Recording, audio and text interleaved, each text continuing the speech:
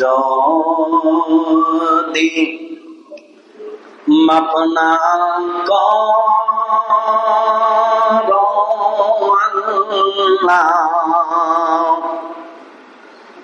বান্দারে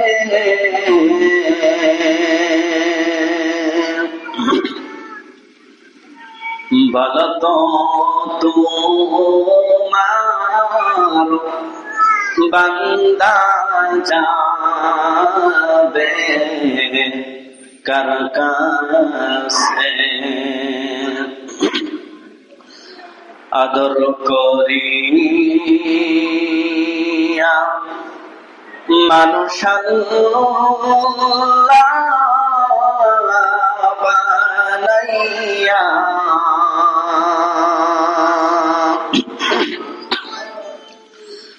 কেমনে দিবা জাহান্নামে ফেলিয়া আদর করিয়া মানুষ বানাইয়া কেমনে দিবা জাহান্নামে ফেলিয়া আল্লাহুম্মা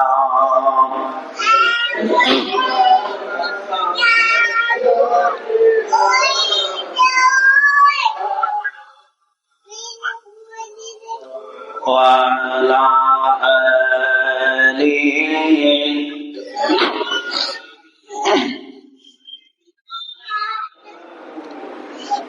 বালাগাল উলা বিকামালিহি কাশাবাত দুজা বিজামালিহি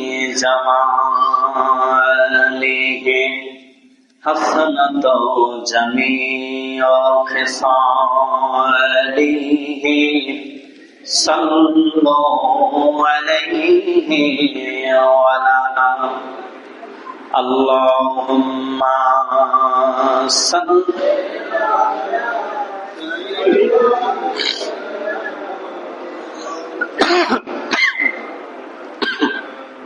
ওয়া আলা আলিহি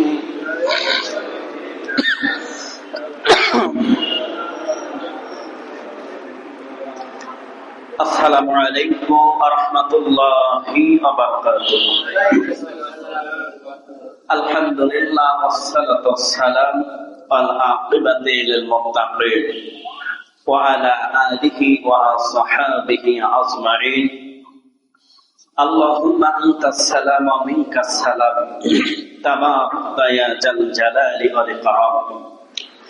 সমস্ত প্রশংসা সমস্ত তারিফ সেই মহান রবের দরবারে যে মহান রব্বুল আলামিন আমাদেরকে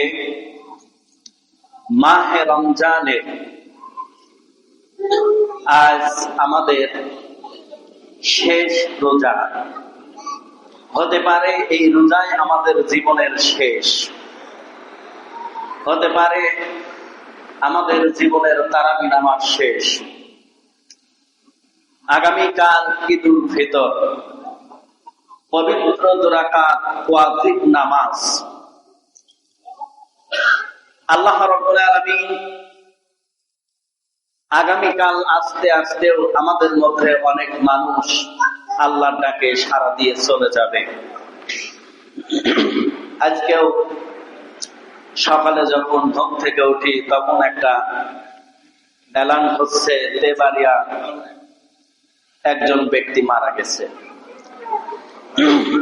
আল্লাহ রাব্বুল আলামিন কোন দিনে কোন সময় কোন মুহূর্তে আমাদের উপরে আল্লাহর ডাক আসতে পারে। হে মুসলমান, যেই দিন যেই সময় যেই মাসে যেই বছরে আসুক না কেন, প্রত্যেকটা মানুষের মৃত্যুর জন্য প্রস্তুত থাকতে হবে এবং প্রত্যেকটা মানুষের ঈমানের সাথে মৃত্যুবরণ করা লাগবে।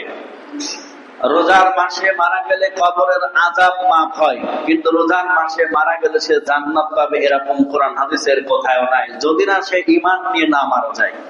ঠিক কিনা বলেন? এখন আমি যদি নামাজ না পড়ি, কোরআন যদি না পড়ি, নবীর দুশমনী করি, নবীর বিরোধিতা করি, নামাজের বিরোধিতা করি, আল্লাহর বিরোধিতা করি, তাওহীদের বিরোধিতা করি, ইসলামের বিরোধিতা করি, আর আমার মৃত্যু যদি হয় রমজান মাসে, মানুষ বলবে না রে বিচারাটা ভালোই ছিল, রমজান মাসে মৃত্যু হলো। এক রমজান মাসে মৃত্যু হলে আপনি জান্নাতি হবেন না, যদি না আপনার ঈমান যদি না থাকে। সম্মানিত উপস্থিতি, ঈদের নামাজ হলো ওয়াজিব। ঈদের নামাজ কি? আমরা পড়ি 6 তাকবীরে, অন্য যারা আছে তারা পরে 12 তাকবীরে। তো এই যে 6 তাকবীরে ঈদের 2 রাকাত ওয়াজিব নামাজ, এটা কি ফরজের চাইতেও দামি? এটা কি ফরজের চাইতেও বেশি গুরুত্ব? আমার কথা বোঝেন। আমি তো আপনাদের সহজ প্রশ্ন করতেছি। তাহলে হাদিস শরীফের ভিতরে এসেছে জুমার দিনে শ্রেষ্ঠত্ব নামাজ হচ্ছে ফজরের 2 রাকাত ফরজ নামাজ। আজকের এই দিনে সর্বশ্রেষ্ঠত্ব নামাজ ছিল আজকে ফজরের 2 রাকাত ফরজ নামাজ। ঠিক কিনা বলেন? যারা এই ফজরের নামাজ পড়েন নাই, তারা কি করেছে? তারা বিশাল গুনাহগার হয়েছে। আল্লাহ রাব্বুল আলামিন একটি মাস আমাদেরকে উপহার দিয়েছিলেন, যেই মাসটার নাম হলো সিয়াম অথবা মাহে রমজান মাস। এই যে মাস আমাদেরকে উপহার দিয়েছেন, এই মাসে আমরা কি হারালাম, এই মাসে আমরা কি পেলাম? আল্লাহ রাব্বুল আলামিন কাল কিয়ামতের ময়দানে এই মাহে রমজানের কারণে প্রত্যেকটা বান্দা বান্দিকে আল্লাহ রাব্বুল আলামিন পুরস্কার দান করবেন। বলেন সুবহানাল্লাহ। আল্লাহ যদি পুরস্কার দেয় সেটা ছোট হবে না বড় হবে? আল্লাহ যেই পুরস্কারটা দেবে পৃথিবীর মধ্যে সবচাইতে অন্যতম একটা পুরস্কার। বলি সুবহানাল্লাহ। আল্লাহ রাব্বুল আলামিন এই মাসের আমরা শেষ প্রান্তে নাজাত, আমরা পেয়েছি রহমত, আমরা পেয়েছি মাগফিরাত, আমরা পেয়েছি নাজাত। নাজাত অর্থ হচ্ছে আল্লাহ তুমি আমাদেরকে জাহান্নামের আগুন থেকে, জাহান্নাম থেকে আমাদেরকে আল্লাহ তুমি বাঁচায়ে নাজাতের ওসিলায় আল্লাহ তুমি আমাদেরকে জান্নাত দিয়ে। বলি সুবহানাল্লাহ। জান্নাতের দরকার আছে না নাই? একটা কথা আমি বলি, এর আগেও বলেছি, দুনিয়ার জীবনে পরীক্ষায় ফেল করলে আবার দেওয়া যায়, আখিরাতের জীবনে পরীক্ষায় ফেল করলে আর দেওয়ার সম্ভাবনা কি থাকে? কথা বলেন, থাকে কি? তাহলে জীবনের শ্রেষ্ঠতম এই জায়গা থেকে আমাকে পরীক্ষা দিতে হবে, পরীক্ষায় পাশ করতে হবে, ঈমান নিয়ে কবরে যেতে হবে। পরে কে তো মুসলমান হয়ে আল্লাহর ওই কবরে যাওয়ার কথা বলেছেন কে? এর তিল পরিমাণও যদি আমার আপনার ভিতর যদি থেকে না থাকে, তাহলে ওই মরার কোনো লাভ নাই। ওই মরার কোনো কি? তাহলে জাহান্নাম থেকে আমরা সকলেই বাঁচতে চাই। আল্লাহ যেন আমাদের সবাইকে নাজাতের ওসিলা করে, প্রত্যেকটা বান্দা বান্দিকে আল্লাহ যেন জান্নাতের মেহমান বানিয়ে দেয়। সকলে বলি আমিন।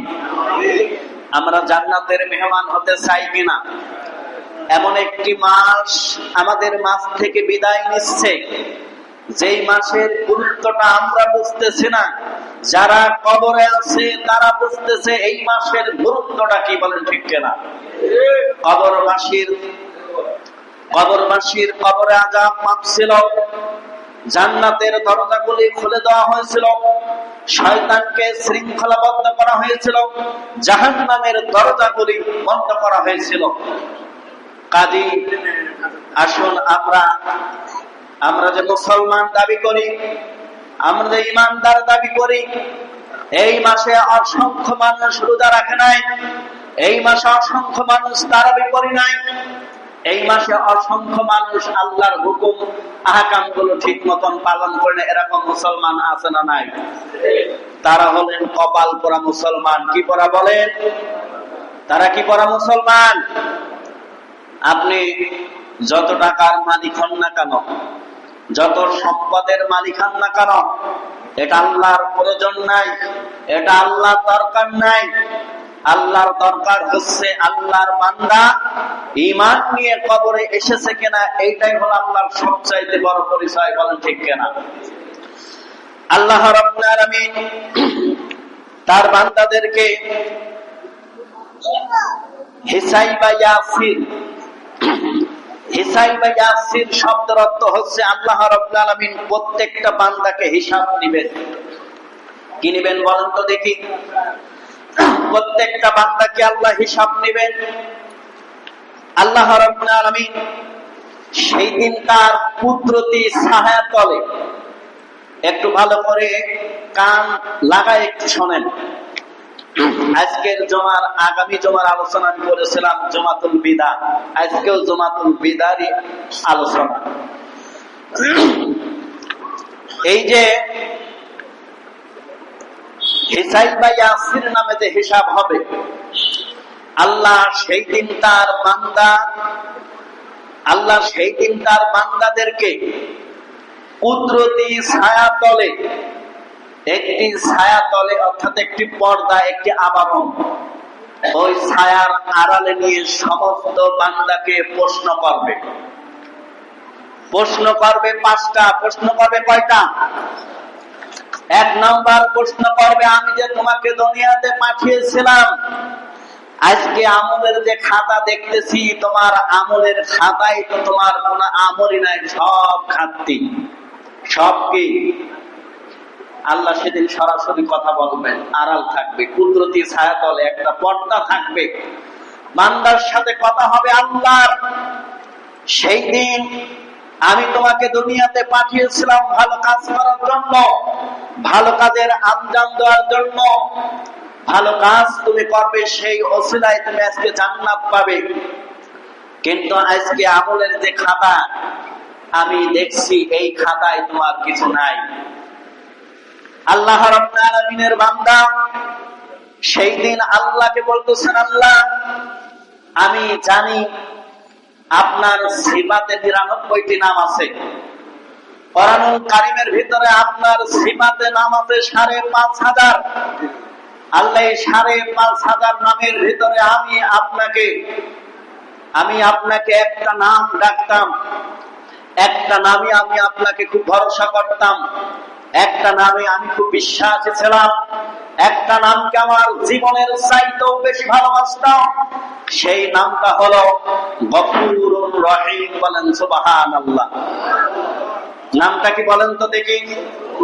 ইয়া আল্লাহ, ইয়া রহমান, ইয়া রাজ্জাক, ইয়া কুদ্দুস, ইয়া গফুর, ইয়া খলিফা, ইয়া বার, এরকম ইয়া আজিজ, এরকম আল্লাহর অনেক সিফাতে নাম আছে।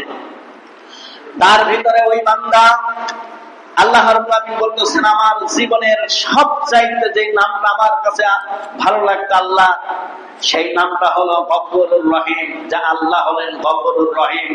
আল্লাহ ক্ষমা করতে পছন্দ করেন, আল্লাহ ক্ষমা করতে ভালোবাসেন। আর আমি জানি যে আমার আল্লাহ অবশ্যই আমাকে ক্ষমা করবেন। বলেন সুবহানাল্লাহ।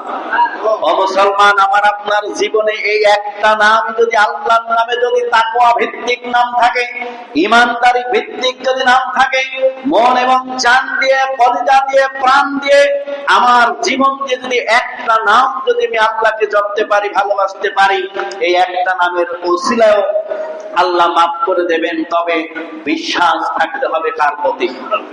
বলেন, বিশ্বাস থাকা লাগবে কার প্রতি?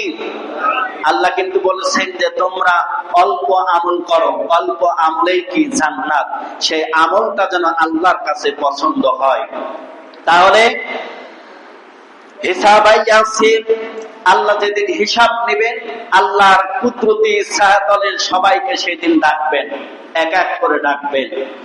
আল্লাহ যেই দিন তার কুদরতি ছায়াতলে ডাকবেন, সেই দিন যেন আমরা প্রত্যেকে আল্লাহর সামনে যেন আমার একটা পছন্দের আমল আমি যেন উঠাতে পারি, বলি সুবহানাল্লাহ। সম্মানিত উপস্থিতি, আমরা অনেক মুসল্লি আছি, অনেক বিভিন্ন ধরনের মুসল্লি আমাদের মধ্যে আছে। কেউ আছে শুধু জুমার দিনের মুসল্লি, এটাকে ক্রিম মুসল্লি বলা হয়, যেটাকে এতিলাস বলা হয়, যে আমরা শুধু অনেকে জুমার নামাজ পড়ি না, আমরা অনেকে 5 ওয়াক্ত নামাজ পড়ি, এটাকে বলা হয় এপিলাস মুসল্লি। এখন এই এপিলাস মুসল্লি আমাদের সমাজে খুব কম না বেশি? বলেন, জামাতের সাথে নামাজ পড়া মুসল্লি খুব কম না বেশি? কম। মাহে রমজান একটি মাস চলে গেল, এই মাসটা হলো একটা শিক্ষণীয় মাস। এই মাস একটা শিক্ষণীয় মাস। এই মাসে অনেকেই 1 মাস রোজা রেখেছে, এই মাসে অনেকেই 1 মাস কোরআন তেলাওয়াত করেছে, এই মাসে 1 মাস তারাবি পড়েছে, এই মাসে 1 মাস তাহাজ্জুদ পড়েছে। এটাই বান্দার সবচাইতে বড় শিক্ষা। আল্লাহ শেষে বলতেছেন, বান্দা তোমাকে যে আমি একটা মাস উপহার দিয়েছি, এই মাসে তুমি এত ইবাদত করেছো, মাহে রমজানের পরে তুমি জানো এই ইবাদতগুলি ছেড়ে না দাও। সুবহানাল্লাহ। ও মুসলমান, মাহে রমজান চলে গেলে নামাজ ছেড়ে দেব? কথা বলেন, নামাজ ছেড়ে দেব? নফল ইবাদত ছেড়ে দেব? ফরজ ইবাদত ছেড়ে দেব? মাঝে মাঝে যে রোজাগুলি আছে ওগুলো ছেড়ে দেব? সব ইবাদত গুলো করব। মাহে রমজানটা আল্লাহ রাব্বুল আলামিন আমাদের এই মাসটা দিয়েছিলেন একটা উপহার, একটা স্মার্ট মাস, একটা স্পেশালি মাস আল্লাহ আমাদের মাঝে দিয়েছেন, যা 11টা মাসের চেয়ে একটি উত্তম একটি মাস, বলি সুবহানাল্লাহ। এই মাসের জন্য আমাদের আবার 11টি মাস আমাদেরকে আবার অপেক্ষা করা লাগবে, ঠিক কিনা বলেন? কিন্তু এই 11 মাস কি আমরা নামাজ ছেড়ে দিয়ে বসে থাকবো? জিকির করবো না, কোরআন পড়বো না, নামাজ পড়বো না? এরকম মন আমাদের যেন কারো তৈরি না হয়, ইনশাআল্লাহ। আল্লাহ রাব্বুল আলামিন সূরা জুমা 62 নম্বর সূরা 8 নম্বর আয়াত আমি শুরুতেই তেলাওয়াত করেছি, আমি আরেকবার তেলাওয়াত করি। তেলাওয়াত করে তার আয়াতের অর্থটা বলে এর যে ব্যাখ্যাটা আমরা একটু বলার চেষ্টা করব ইনশাআল্লাহ। আউযু বিল্লাহি মিনাশ শাইতানির রাজীম। বিসমিল্লাহির রহমানির রহিম। ইয়া আইয়ুহাল্লাযীনা, আল্লাহ তাআলা বলতেছেন, হে ঈমানদারগণ, হে বিশ্বাসীগণ, আমানু, অর্থাৎ তোমরা কি আমি আল্লাহর প্রতি ঈমান আনো। হে ঈমানদারগণ, হে বিশ্বাসীগণ, তোমরা আমি আল্লাহর প্রতি কি ঈমান আনো। আল্লাহ কি বলতেছেন? বিশ্বাসীগণ, ঈমানদারগণ, তোমরা আমি আল্লাহর প্রতি কি ঈমান আনো। ইযা নুদিয়া লিস-সালাতি, আল্লাহ বলতেছেন জুমার দিন যখন সালাতের যখন সময় হয়, তখন তোমরা কি করবা? তোমরা আল্লাহর ডাকে তোমরা কি সাড়া দিবা? দুনিয়ার সমস্ত পাপচার কাজ থেকে, অশ্লীল কাজ থেকে, দুনিয়ার খারাপ কাজ থেকে তোমরা বিরত থেকে, অব্যাহত থেকে আল্লাহর ডাক যখন মসজিদে আযান হয়, দুনিয়ার সমস্ত কাজ কর্ম ফেলে রেখে তোমরা আসো কি আল্লাহর, কথা বলেন, আসো কার ঘরে? জোরে বলেন, কার ঘরে? ও মুসলমান, দুঃখজনক বিষয় হলো আমরা নামে মুসলমান, কিন্তু আমাদের কর্মকাণ্ড দেখলে আসলে মুসলমান মনে হয় না। জুমার দিনে আযান হলে অনেকে তখন গোসল করতে চায়, জুমার দিনে আযান হলে তখন অনেকে অনেক কাজ করে, জুমার দিনে আযান হলে অনেকেই বেচা কেনার হাতটা বাড়িয়ে দেয়। আল্লাহ বলতেছেন এই সূরার মধ্যে, এই আয়াতের মধ্যে, যখনই আযান হয়ে যায় তখনই বন্ধু বান্ধব যা আছে বেচা কেনা সব কিছু বন্ধ করো। কথা কার? আল্লাহ। তাহলে আল্লাহ বলতেছেন যে ওই সব লোক যারা ঈমান এনেছে, জুমার দিন যখন সালাতের জন্য তোমাদেরকে ডাকা হয়, আল্লাহ কিসের এবং তোমরা তার দিকে ধাবিত হয়ে তার জিকিরের অনুসরণে তোমরা আল্লাহর ঘরে ধাবিত হও। বলেন সুবহানাল্লাহ। যেই আযানই হোক, আযান শোনা মাত্রই কোন মুসলমান কোন কাজ করতে পারবে না। আযানের পরে যে কাজ করে তার জন্য ওই কাজের যে বেনিফিট বা যে টাকা হবে ওটা সম্পূর্ণ হারাম হবে। কি হবে? কথা বলেন, কি হবে? তাহলে আযান হওয়া মানে আল্লাহর দিকে ধাবিত হওয়া, আল্লাহর ঘরে আসা। কত টাকা? কয় নম্বর সূরা? 62 নম্বর সূরা, সূরা জুমা 8 নম্বর আয়াত।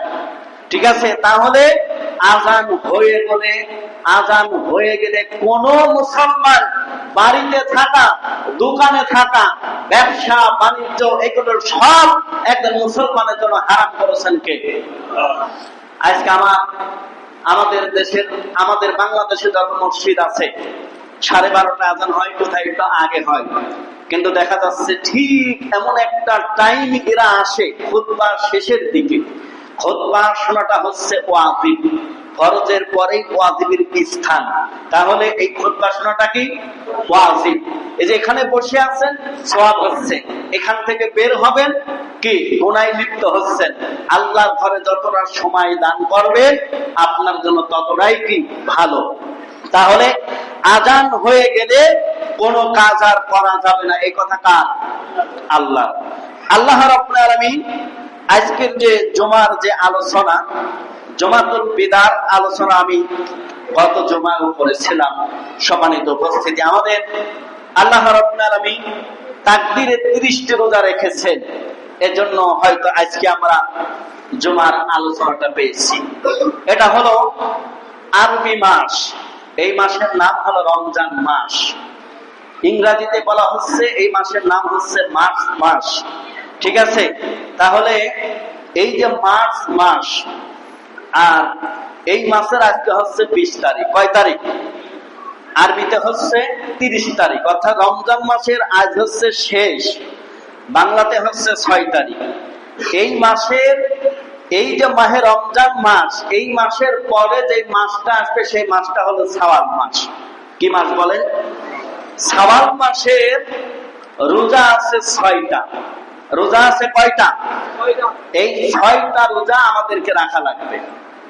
এই 6টা রোজা আমাদের কি রাখা লাগবে। সালাতুল ঈদের অন্যতম সুন্নত হলো, সালাতুল ঈদের সুন্নত হলো প্রশস্ত মাঠে তা আদায় করতে হবে। রাসূল সাল্লাল্লাহু আলাইহি ওয়াসাল্লাম বলেছেন, খোলা ময়দানে, খোলা মাঠে ঈদের নামাজ পড়া কি সুন্নত। খোলা মাঠে রাসূল সাল্লাল্লাহু আলাইহি ওয়াসাল্লাম সর্বদা মাঠে যে সালাত ঈদ আদায় করতেন। মসজিদে নববীতে সালাত আদায় করার ফজিলত অনেক বেশি, কিন্তু তা সত্ত্বেও তিনি কখনো মসজিদে নববীতে সালাতুল ঈদ আদায় করতেন না। শুধুমাত্র একবার বৃষ্টির কারণে মসজিদে নববীতে আল্লাহর নবী সালাত আদায় করেছেন। আমরা যদি কেউ এরকম কোন সিচুয়েশন, এরকম কোন পরিবেশে যদি হয়ে পড়ে, তাহলে আমাদের ঈদের সালাতটাও উপায় নাই তখন মসজিদে। যদি ইনকেস বৃষ্টি ঝড় এগুলো যদি না হয়, তাহলে খোলা মাঠে পড়ার কথা বলেছেন কে? আল্লাহ রাব্বুল আলামিনের নবী। তারপরে বলতেছে যে আল্লাহর নবী খালি বৃষ্টির কারণে শুধুমাত্র একবার মসজিদ নববীতে নামাজ আদায় করেছেন। মদিনায় আরো অনেক মসজিদ ছিল যেগুলিতে জুমার সালাত আদায় করা হতো, কিন্তু সেগুলিতে ঈদের সালাত আদায় করার অনুমতি আল্লাহর নবী দেন নাই।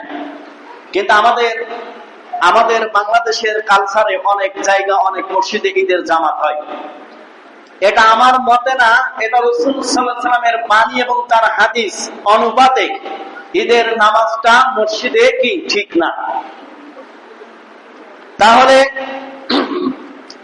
একই শহরে অনেক জুমার মসজিদ থাকলেও রাসূল সাল্লাল্লাহু আলাইহি ওয়াসাল্লামের যুগে, সাহাবীগণের যুগে, ইসলামের সোনালী যুগে সালাতুল ঈদ একাধিক স্থানে আদায় করতে অনুমতি দেওয়া হতো না।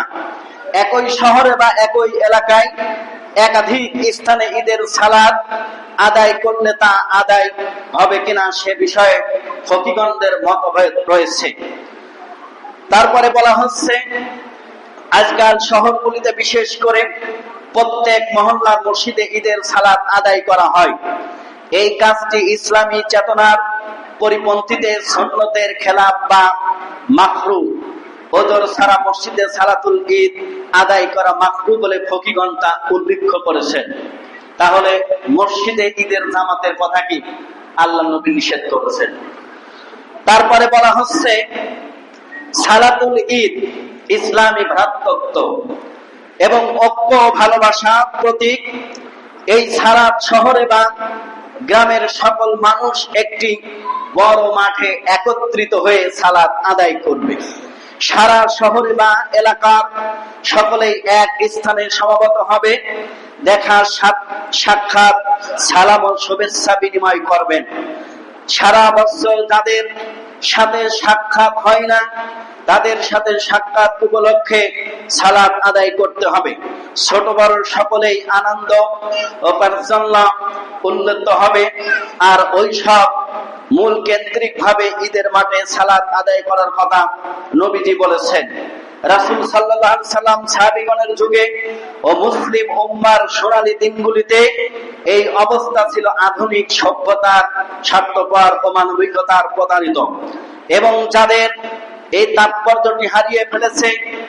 আল্লাহ রাব্বুল আলামিন ঈদের সালাত 2 রাকাত ওয়াজিব নামাজ, এটা আমরা সবাই ঈদের মাঠে সম্মিলিতভাবে আদায় করে আমরা মুসাফা এবং মোলাকাত করে আমরা যার যার স্থানে, যে আমরা এই রাস্তাটি যদি আসি, হাদিসে বলতেছে অন্য রাস্তা দিয়ে যাওয়া, এক রাস্তা দিয়ে আসা অন্য রাস্তা দিয়ে যাওয়া, এটা হলো সুন্নাত।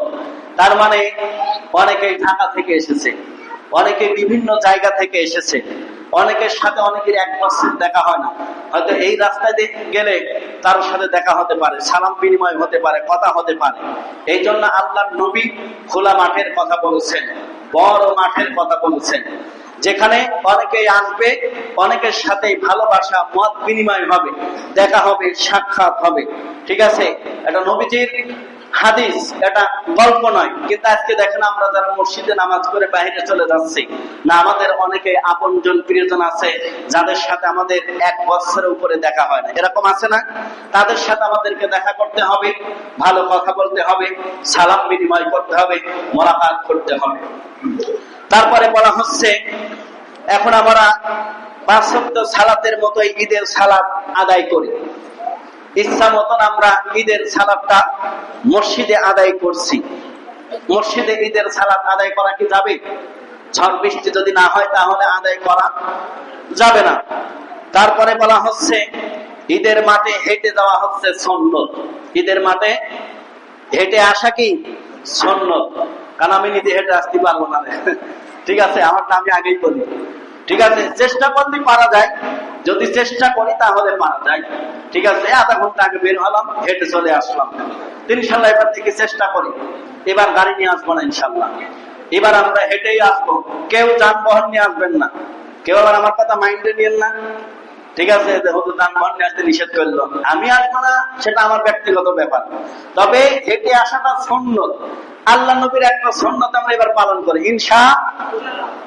সবাই চেষ্টা করবো না, কিছু মনে করছে, সবাই চেষ্টা করবে ইনশাআল্লাহ। ঠিক আছে, তাহলে হেঁটে আসা সুন্নত, এছাড়া এক রাস্তা দিয়ে যাওয়া অন্য রাস্তা দিয়ে ফিরে আসা সুন্নত। কারণ এতে সকলের সাথে দেখা সাক্ষাৎ হয়, সাম্য ও ভালোবাসা প্রকাশ পায়।